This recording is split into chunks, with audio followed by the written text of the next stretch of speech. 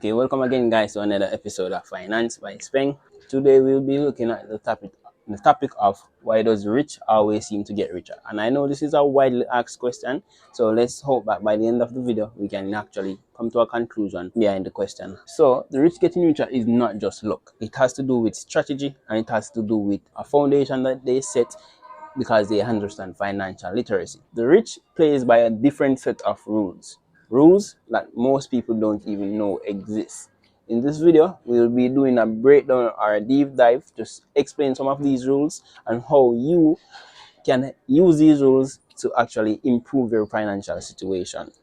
So on this board, we have three different financial classes. We have the lower class, the middle class, and the upper class. Here, we have a lower class cash flow quadrant where we have a income and expense statement, and we also have a net worth or a balance sheet. Basically, what this quadrant is explaining is that the lower class only has expenses. So salary, when their salary comes in, the first thing that comes out is taxes from the government, whether it may be income tax or education tax. They then would pay their rent and get their monthly utilities, buy foods and their monthly expenses, and then their transport to and from work. Here we see their balance sheet with their assets and liabilities. They have little to no assets, and they may have a one cash loan from a bad month or so. What happened is they would use any remaining balance to pay off the debt that they owe on their cash loan, which is also another expenses which could go here as a debt payment. So their salary comes in, then all of it goes out through expenses, and this is a continuous cycle month to month. So this is a basic depiction of the lower class cash flow quadrant. So if you find yourself in this section of the cash flow quadrant, which is the lower class, there are three basic options that you can use to get yourself out of this situation. The first one would be to develop a second income. Second option would be to cut your expenses, and the third option would be to focus heavily on your assets column and try to acquire income generating assets that would be automatically lead to you having more income being generated on a monthly basis. So once you've developed any of these three habits, you will start working yourself from the lower class aspect of the cash flow quadrant. On this side of the board, we have the middle class cash flow quadrant. They also have one source of income, which is their job, their salary, the salary that they earn from their job, and now their expenses are the same as the poor, but they have additional expenses as well. So they still have to pay taxes. That is the first thing that comes from their salary. Now they have a car payment due. They are, instead of paying rent, they may also pay mortgage. They still have to buy food, and they still have to transport to and from work. Added to those, they may have a credit card loan and a student loan. So here we have the middle class assets and liabilities column. Their liabilities would be their mortgage, because remember, liabilities are anything that would take money out of your pocket, or any loans or debt that you hold.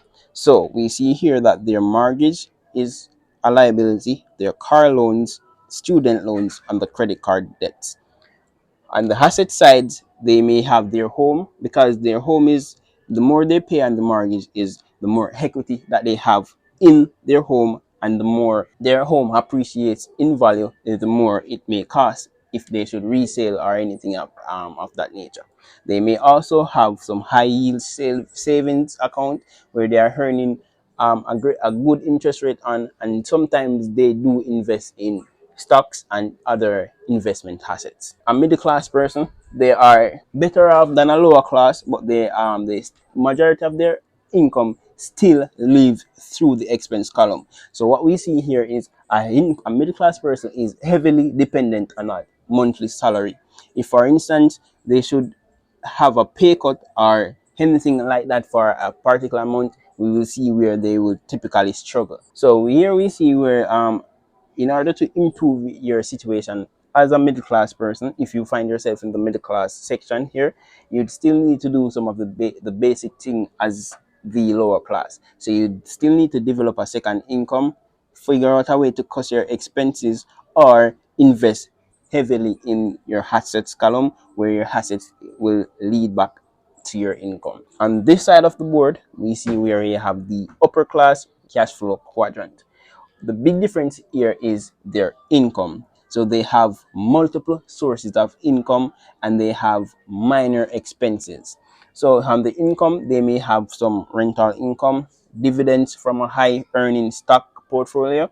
They have interest on their savings account, and they also may be getting royalties from some intellectual properties. What do I mean by this? Probably they have a book where they're earning from monthly or other intellectual properties. On their expense column, we see where they pay they also have taxes, and they may have a mortgage as well. Sometimes they do have a car payment, but not all the time. Looking at the assets and liabilities column, we see where their assets are all income producing assets, and we see here where they focus heavily on this side, the asset side, where there are all income generated assets. So we have real estate, we have stocks, bonds, and we have intellectual properties.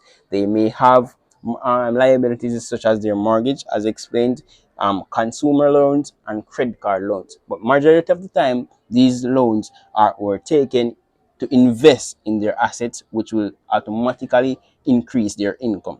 The big difference between the upper class, the middle class, and the lower class is their income. So we're seeing where their income is greater than their expenses. So every month they are able to comfortably take care of their expenses and end their month in the surplus, are with a surplus. So a upper class person will continue to invest in their assets column, which will automatically increase their income. And that is the big difference between the upper class, the middle class, and the lower class. Now that we have concluded the three different classes, there are a few pointers here that I'd like to leave you with. And the first one is, it's not just how much money you make, it's also how much you keep. As explained here, we see where the upper class is making a lot of money, but their income is surpassing their expenses. That means they are keeping majority of their income and reinvesting it. Point two is, money without financial intelligence is money soon to be gone.